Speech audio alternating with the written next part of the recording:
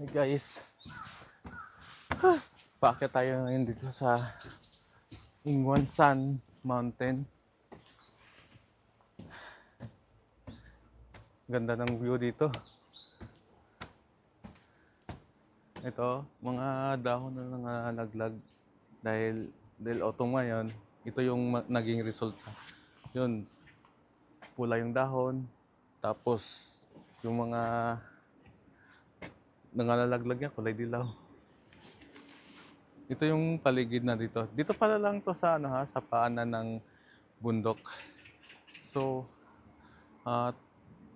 lalakad tayo ng mga mahigit 1.5 oras o 2 oras. Balikan na yon. So, ito yung dinadaanan natin. Ginawa na talaga nila ng hagdanan papunta doon sa tuktok ng bundok.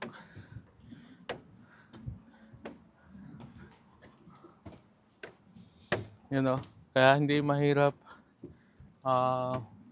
umakyat dahil ito yung ano niya. Ito yung terrain niya. Oh, ang ganda.